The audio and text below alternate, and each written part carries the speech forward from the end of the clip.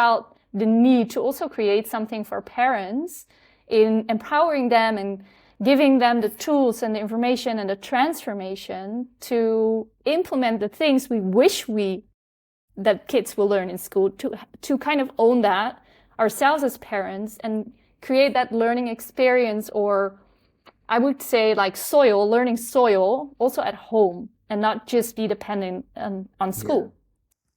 Juliet, so grateful that you're spending time with us. And for the listeners and viewers, welcome to the channel, Dennis on a Mission, where we explore all kinds of different ways to step out of the hamster wheel. Today we have Juliet Schraauwers. She's originally from the Netherlands, and you live on Bali now. Yes, we're trying it out for a year. Nice, oh nice. Quick introduction, you're a childhood change maker. I hope you will explain later what that means exactly. Sure. And I invited you because I'm deeply impressed by what you do, how you think, and what you've accomplished. So without further ado, can I just start with a razor sharp question? Go for it, please. Yeah.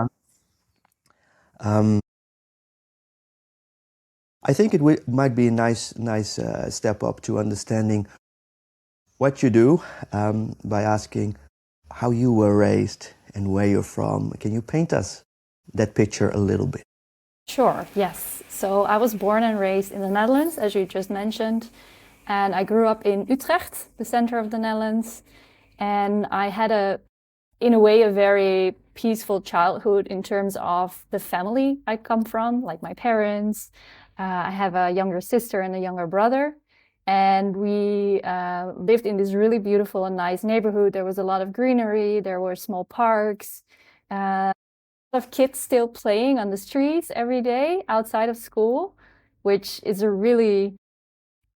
I'm really grateful for the time that I grew up in, the time where kids were still playing outside, building tree houses and running and thinking of new games. There was a lot of creativity. And besides that, I went to a public school, a Catholic public school, which was very much tied to the church. So we had all the church events like Christmas and Easter, but it was also in a way a very traditional school, classrooms, sitting on tables, doing your work, listening to the teacher, having 15 or 20 or 30 minutes outside to play and then come back. And that was the part where I really struggled. This is where, from a very young age, I was not able to keep up with my classmates and with my friends. And outside of school, I had it felt like a playground where I could be myself, where I could come up with all these creative ideas. I was very entrepreneurial, so I had all these childhood businesses, I would call it. And it felt like I was navigating these two worlds, which sometimes was very hard to comprehend in my head because it felt like two really big contradictions. But in a way, that freedom I had outside of school helped me to go through it. Not in the best way, not always, but I managed. So yeah, that's basically like the short version of how I experienced my childhood. Yeah. Awesome. I'm recognizing a few things, right? So to me, those were the days where you could really see where your friends were, like by the number of bicycles in the front yard. Right. And I didn't have a lot of screens. One friend of mine had a Nintendo. How was that in your... We I think we were a little further ahead than most people because my father and my mom, they both run a photography studio. So my father was very much involved into exploring new technology. And I think we were one of the earlier families in our street or in our town that had a video camera. which in a way introduced screens to me on a younger age than most kids, I would say.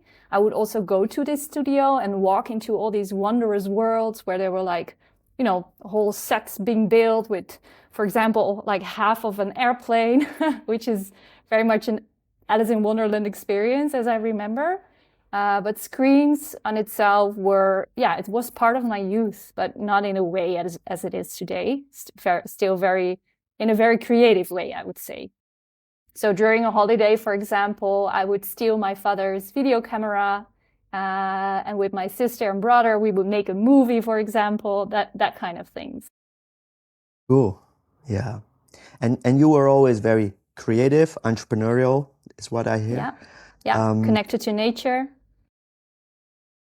Nice. And what other superpowers Yes. did you have that you still nurture? I think I still nurture all of these three, but at a young age, I think when I entered class 3, I got the diagnosis of having dyslexia, because that was like the phase in which we started learning letters and mathematics and all these things, and that's where the difference between me and my classmates became visible. So I got the stamp, you have dyslexia, and they basically told me you have a handicap that you have to learn to live with your whole life. But I soon realized, like, wait a minute, this whole, how my brain is wired differently is actually a superpower, because it gives me the creativity and it gives me thinking outside of the box and thinking differently. So that really helped me to nurture that mindset of it's actually a superpower and not a disability. That really helped me to navigate that world of school or life. And I still do believe it is a superpower. At what age did you come to realize this as a superpower? I think pretty young, but at hindsight, it's easier to explain and give it words. But I think once I got that label, I already was questioning, like, is this all there is? Is it just a handicap I have to live with? Is there any other way that I could learn the skills I want to learn? So I will give you one example. I figured out that I learn in a different way. And I think I learned this on a very young age. So for example, I was always terrified in my English classes. We had English class on primary school already, like grade 7 or grade 6 it started. And I almost died during these classes. I felt so uncomfortable. I didn't want to be asked any questions. I didn't want to read any books like out loud to my classmates. And then talking about screens and how I feel they can also be contributing to our learning processes, I started watching Friends, the TV show. And we can say all things about Friends and what we think about it, but it really helped me to have a context and a visual story and real people dealing with things in daily lives, interactions and relationships. And that actually helped me to learn English just by watching and copying and starting to implement. It didn't feel like a burden to learn it through this way. So I think at a young age, I already started to understand, like, there is a different way for me how I learn. And if I can accept that, I will be over the moon and happy to learn all these new things that I valid as important, instead of people telling me I have to learn things. So yeah, I think I realized, like, very young that it's different for me. Awesome.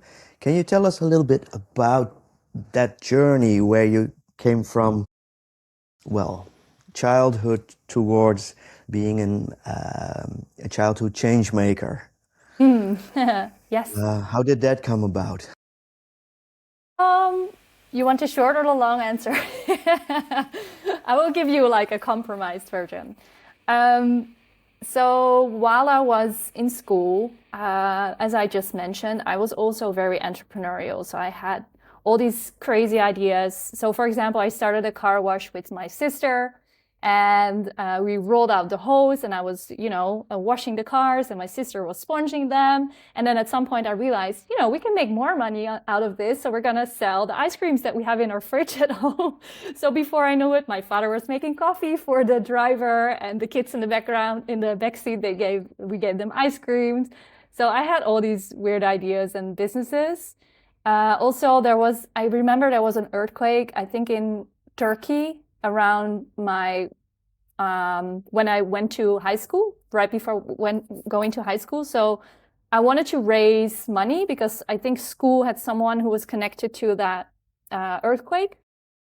So we, as a class, were discussing like, how can we help? And I raised my hand. I'm gonna collect money at the local supermarket in our town. So I had a few of my friends, and we just organized this entirely by ourselves. And we raised, I remember, like in 2 days, 1,700 gulden back then, like the old currency we had in the Netherlands.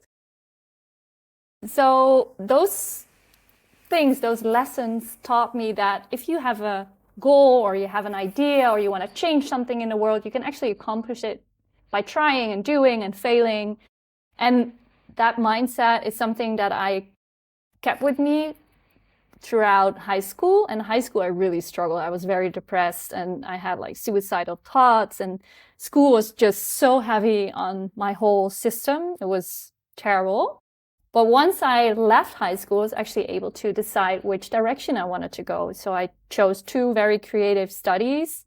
First one was an MBO in the Netherlands, and then HBO. So I had like 8 years of study after high school. And along the way, I decided to make my entrepreneurial journey a little more serious. So I signed up at the Kamer van Koophandel in the Netherlands and really made it official and started helping businesses create their brands, like telling their voice, having them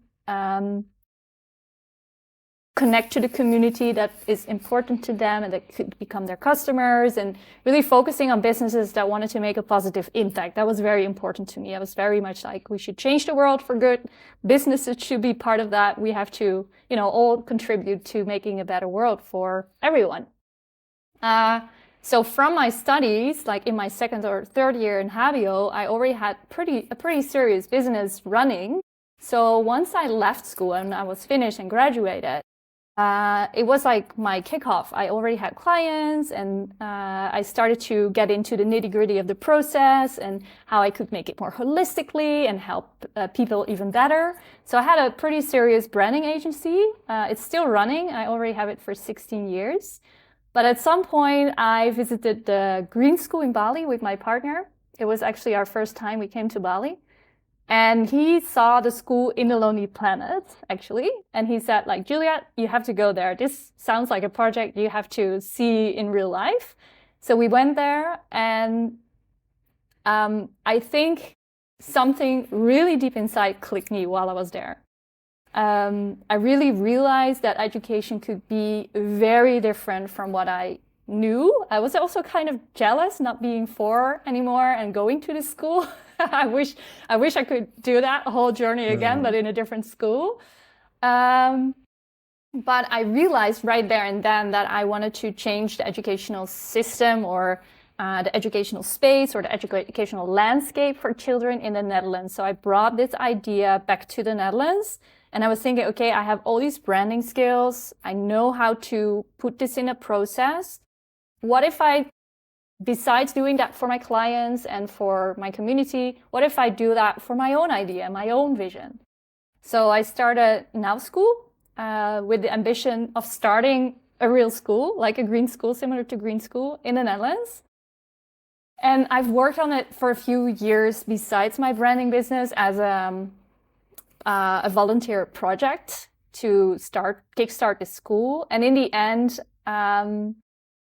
we pivoted because I became pregnant and I felt like we need to speed up. We need to, this change needs to grow faster and bigger, and just our little team is not enough. And while I was pregnant and while I was thinking about how can we speed this up, we also had a lot of, I call them schoolmakers, reaching out to us and knocking our door like, could you please share everything you've created as a team? Can you just send us the document. We would love to learn from you and what you've created. So we decided to pivot against all business advisors and open source everything we've created for Now School for everyone to use for free, and use those resources in either to start a school or change a school or have another educational project.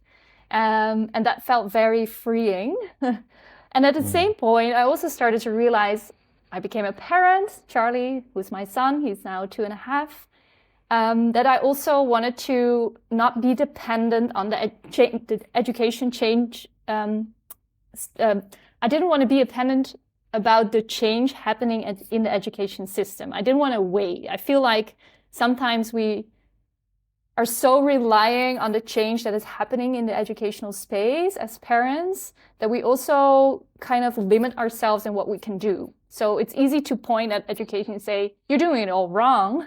This is about my kid. You should change the way my kid is being educated. So I felt the need to also create something for parents in empowering them and giving them the tools and the information and the transformation to implement the things we wish that kids will learn in school, to kind of own that ourselves as parents and create that learning experience, or I would say like learning soil also at home and not just be dependent on school. Yeah. So that's how it happened. Nice. This really resonates, as you know. Mm-hmm. What do you think parents, and like you said, we can debate the pros and cons of the education system, but what do you feel like that parents should learn besides their kids in order to be better change makers and be better parents? Mm-hmm. Is there a lot of unlearning for the parents as well? Yeah, that would be my first answer as well. I think first and foremost, we have to unlearn a lot of things, because the way we show up in parenting is our own programming that we got in school and through our parenting from our parents. So there's a lot of patterns that need to be recognized, but also be changed in order to give our children a different childhood that is more natural, more aligned with who they are. So I think step one for sure is unlearning a lot of those habits and programming that we got down our lineage. And on the other hand, relearning new things. Okay, so if we break down this idea I had about the world, what is that relearning of new things? What kind of things do I actually want my children to learn, and how they learn and where they learn and with who they learn? And then it's all about becoming. So implementing it, showing that you are willing to try and you're not afraid of exploring and making mistakes, because that's very important, that we can also teach our children that it's allowed to make mistakes and that those mistakes are actually lessons, which are beautiful gifts that we receive from life. So becoming is like it's like unlearning, relearning, and becoming is like the third phase. And once we've become, we go back into that same loop. I see it as a loop, because we have new programming, we become something new, we've created new habits, and then we can unlearn again and see where can we relearn again and how can we become again. So it's an ongoing flow, I would say, if we're open to be that lifelong learners ourselves and show our children that you can be a lifelong learner. Can you give me an example of what parents should unlearn to be successful at educating their own children? What are the things that, like the common denominators you found in your years that is instilled within parents? I think if I want to make it really practical, I feel our connection to Earth and relearning how we can work with nature instead of against nature, because we are nature. Showing children we are nature, I think, is crucial in any change we want to create, because up until now, we live in a system where children and adults are living above nature instead of being part of it. So I think my connection is, yeah, we're back. All right. We're back. Can you awesome. repeat that about nature? I think that might be Sure. Yes. an I issue in think, the edit. yeah, I think part of our programming is that we learn to live above nature, to place ourselves, above everything that is living. And one of the key things that I believe we should do as parents is show that we are part of nature again. So trying to align to the rhythm of nature, to the seasons of nature. And if we do that, we also start to understand how our environment is connected and tied into what we are, nature. And I feel that the soil and growing food and understanding about what food does to our system, our ecosystem, because we are that ecosystem within the bigger ecosystem. I always say it's like the micro version into the macro version, right? So understanding how that whole journey from the microbiome in the soil and how food grows and how it enters our body and what it does to our body and how it gives us energy and health and how we return and give it back to the earth. I think just connecting the soil to our soul and learning about growing food is one of the most beautiful ways of understanding how we can work with nature, because we are nature. And that can start really small if you have a balcony, or even like one pot at home in your kitchen with some herbs. But if you look at soil and that connection to our soul, I feel all life lessons can be learned through that. Because it's like the context of real life where we can learn mathematics, we can learn language, we can learn history, we can learn about human connections, we can learn about health, everything within that field of growing food can be learned through that. So that's why I always give it as one of the bigger examples of where you can start.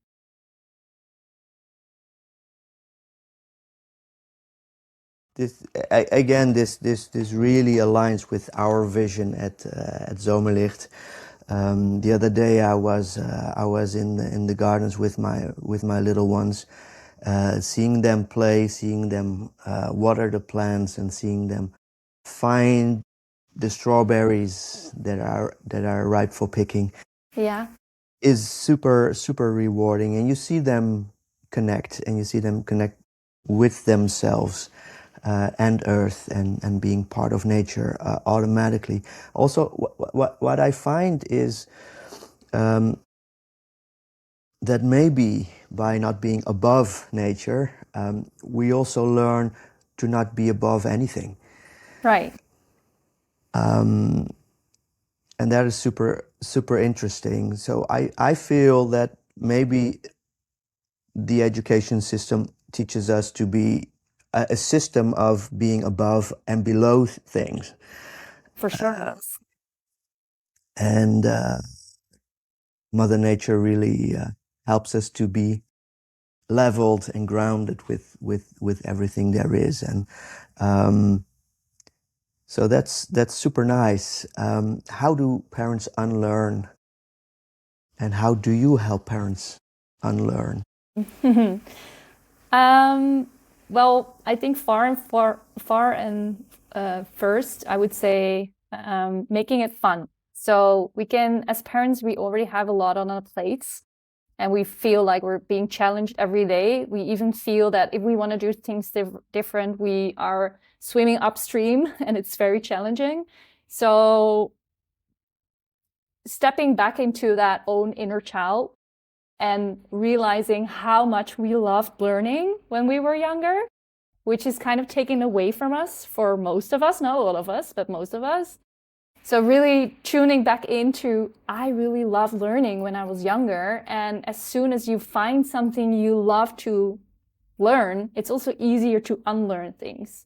So really following that intrinsic motivation over that external validation or motivation that people are, trying to pull you towards.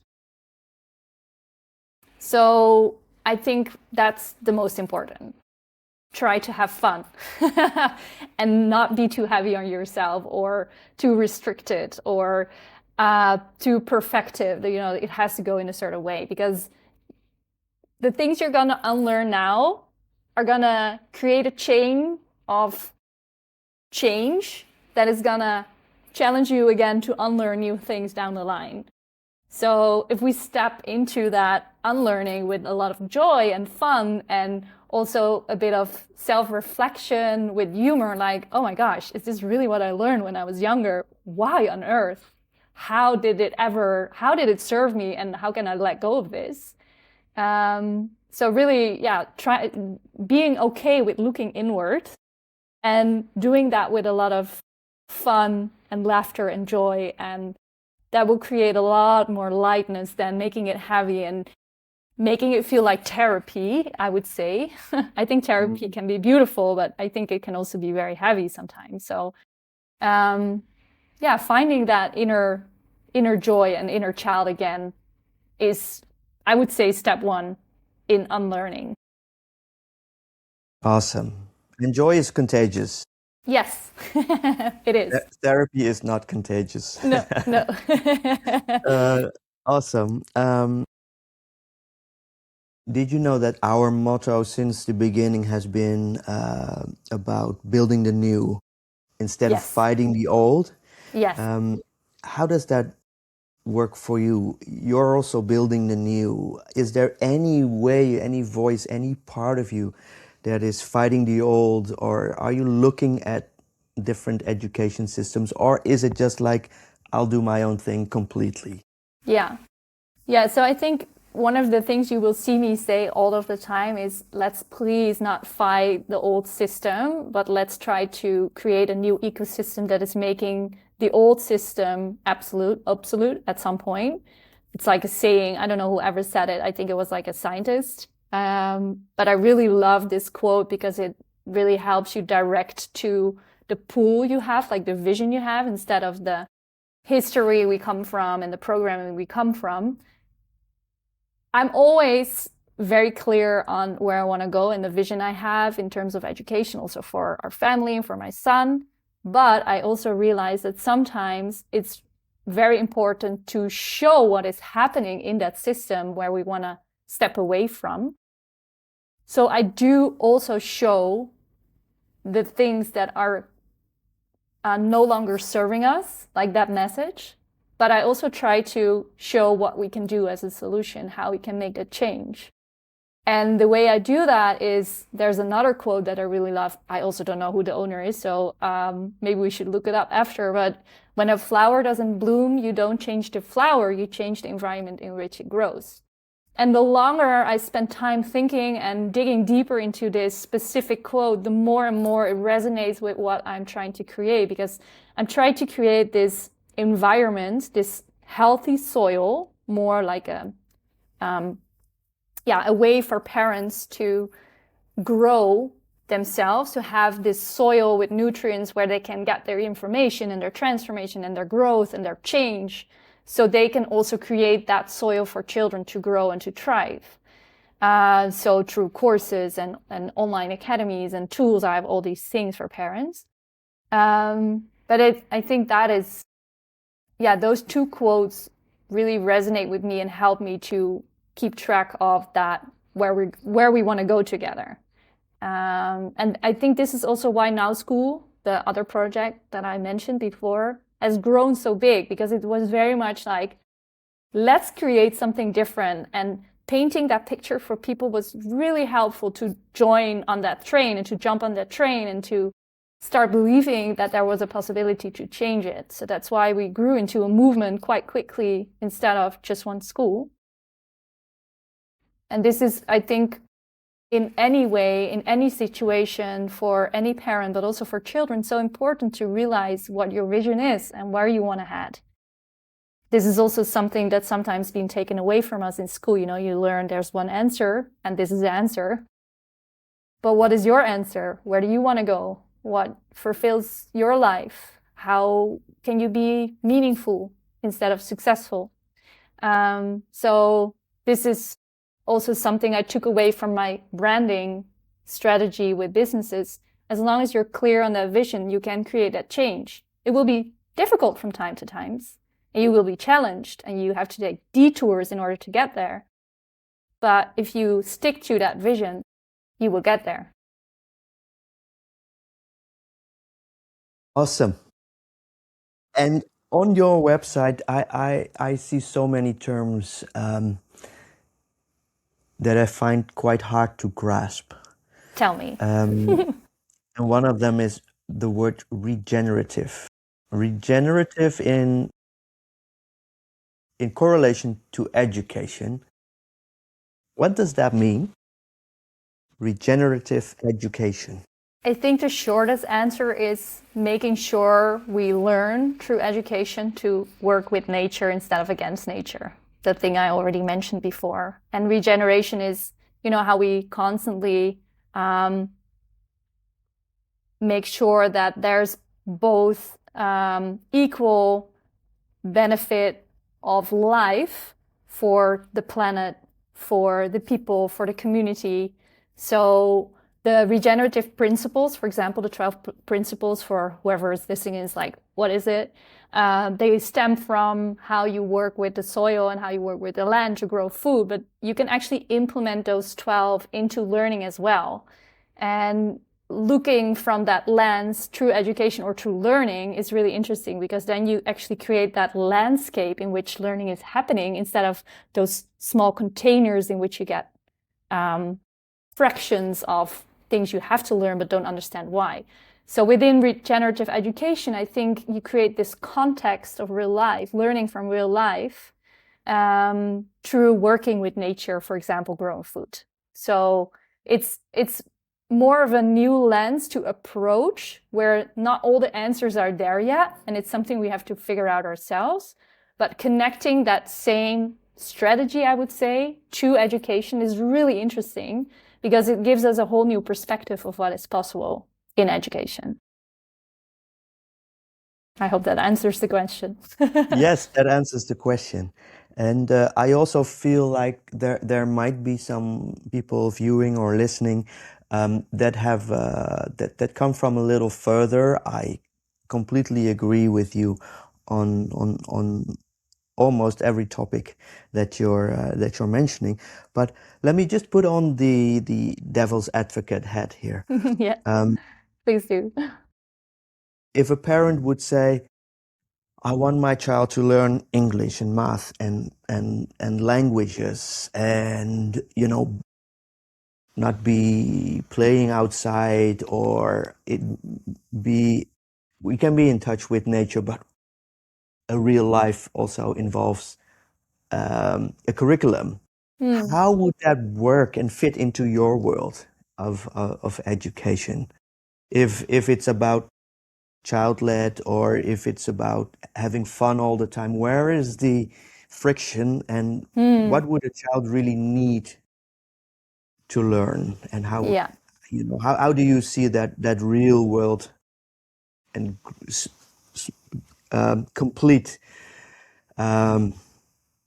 vision come to fruition? Right. So I think both can actually work.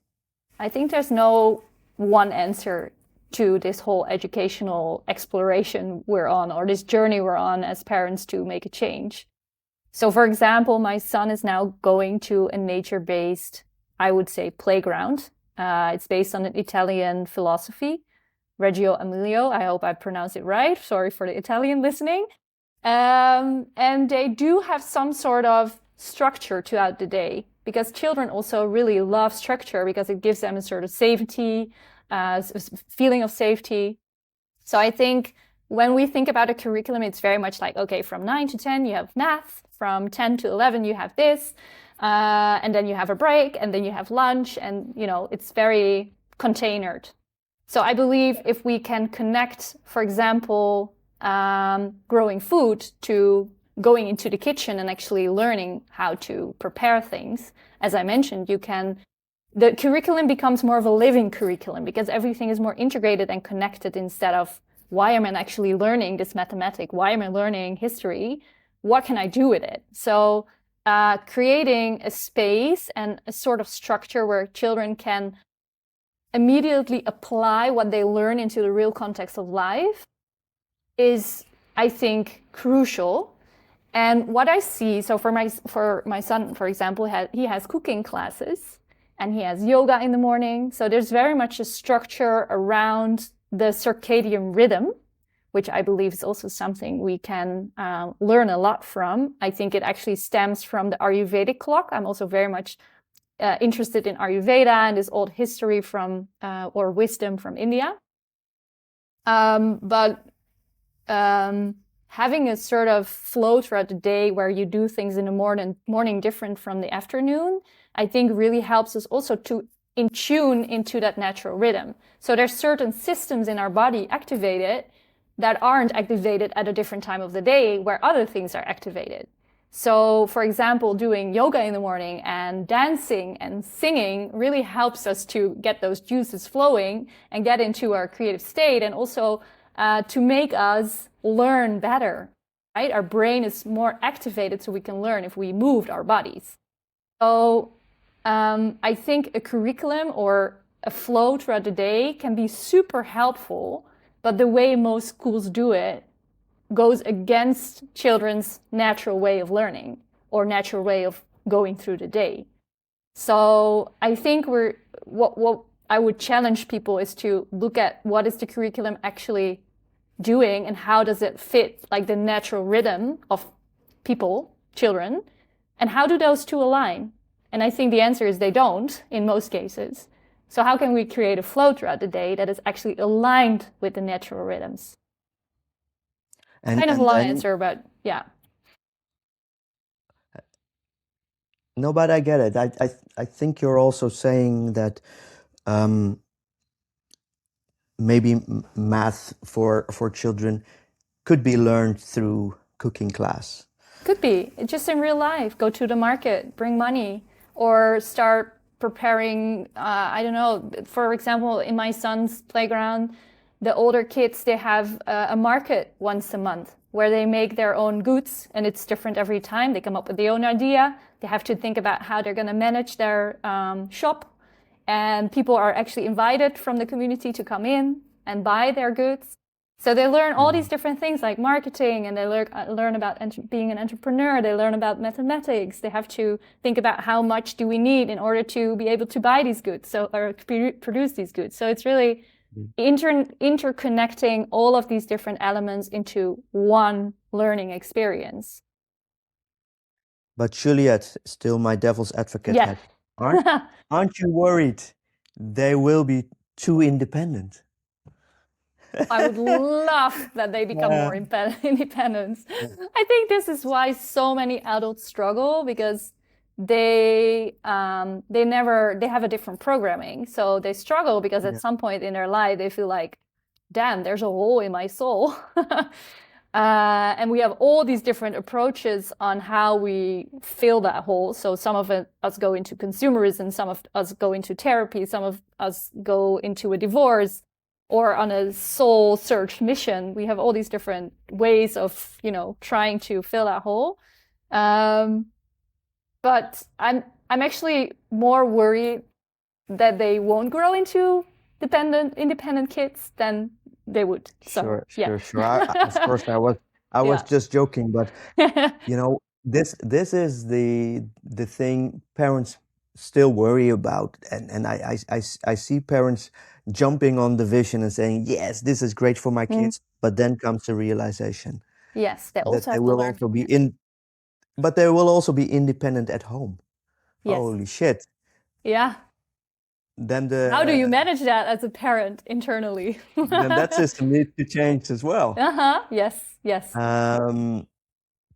So I think it's real hard work. It takes dedication, and by hard work I don't mean that it's literally hard work, but being open and honest and having those difficult conversations at home and in the mirror, that is the work. Yeah. I would actually counter that by saying it's it's not hard work, it's holy work. Because if we look at it from that perspective, we can be more gentle with ourselves as well, and be more empathetic with the way we were brought up and raised and our mindset. Again, bringing the joy in, right? So seeing it as something holy, like holy in a way of, children are in a way holy. So how can we make it holy work? I'm taking a small moment to let that sink in.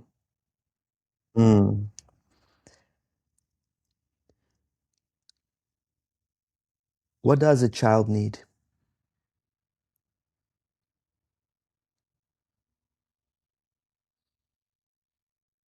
I think they need constant presence from us as parents to adapt that soil in which they grow, so they can grow up thriving. And that doesn't mean they're not being challenged or that they don't go through difficult periods. But as long as we stay present and